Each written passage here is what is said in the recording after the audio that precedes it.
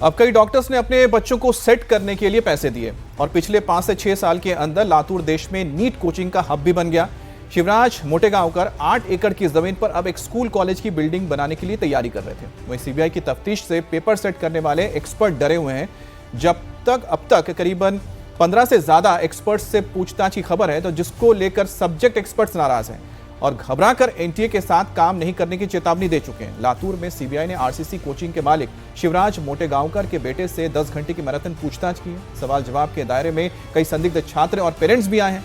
इस पूरे चेन में कई अहम खुलासे भी हुए हैं। मास्टरमाइंड समेत 10 आरोपियों की गिरफ्तारी हो चुकी है। 21 जून को नीट पेपर के लिए कोई कमी ना रह जाए, इसके लिए भी शिक्षा मंत्री धर्मेंद्र प्रधान लगातार बैठक कर रहे हैं।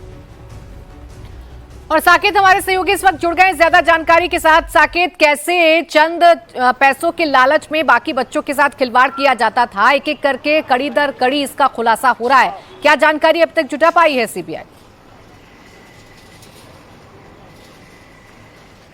देखिए प्राची, अब तक सीबीआई सूत्रों से जो हमारी बातचीत हुई है उसमें वो साफ तौर पर कह रहे हैं कि ये कोई छोटा मोटा अमाउंट नहीं है। ये पेरेंट्स को टारगेट करते थे उनकी आर्थिक आय के अनुसार। अगर कोई बच्चा कम पैसे वाला है, कोई परिवार कम पैसे वाला है, फिर भी अगर वो चाहता है कि वो इस पूरे प्रकरण में नीट क्रॉस कर ले, नीट एग्जामिनेशन पास कर ले, तो उसके लिए उनके पास एक अलग तरीका होता था। इसमें पीवी कुलकर्णी या फिर मनीषा वाघमारे, मनीषा मंधारे, ये सभी नेक्सस के तरीके से उन बच्चों को अपने गिरोह में शामिल करते थे और उनसे अपना काम करवाते थे। तो ये नेक्सस का एक पार्ट हो गया। दूसरा हिस्सा होता था वो रईस बच्चे जिन्हें टारगेट किया जाता था 5 लाख रुपए, 10 लाख रुपए, यहाँ तक कि ये रकम 25 से 50 लाख तक रुपए की है, जिसमें पेरेंट्स को एक साथ कोई अमाउंट नहीं देना होता था। और ये उस बैकग्राउंड के पेरेंट्स थे जो डॉक्टर हैं, इंजीनियर हैं या फिर बड़े पदों पर शामिल हैं और चाहते हैं कि उनका बच्चा डॉक्टरेट क्लियर करे, लेकिन उसकी ऐसी कैपेबिलिटी नहीं है कि वो एग्जाम पास कर पाए। तो ऐसे में वो पहले ही इस पेपर को सेट कर लेते थे। उन्हें इस बात की जानकारी होती थी कि जो मुख्य आरोपी है शिवराज मोटेगांवकर और पीवी कुलकर्णी, उनका एक मैसेज चलता है।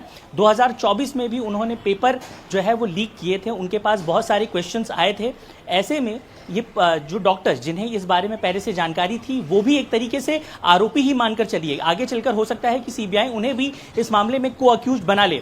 वहीं दूसरी तरफ अगर बात की जाए तो ये जो डॉक्टर्स का पूरा नेक्सस है वो अपने तरीके से लातूर में काम करता था। इसमें जो जानकारी निकलकर मुख्य रूप से सामने आ रही है, डॉक्टर्स की एक पूरी टीम लातूर में जिस तरीके से काम करती थी वो चाहती थी कि उनके बच्चे अलग लेवल पर पढ़ाई करें। इसीलिए शिवराज मोटेगांवकर ये मेक श्योर करता था कि उन बच्चों को अलग फैसिलिटीज दी जाए, अलग तरीके से उन्हें पढ़ाया जाए। और उसी आधार पर शिवराज मोटेगांवकर के स्पेशल लेक्चर्स होते थे। इन लेक्चर्स को एग्जाम्स के लगभग 24 घंटे 48 घंटे पहले लिया जाता था और उस दरमियान बच्चों के फोन सीज कर लिए जाते थे।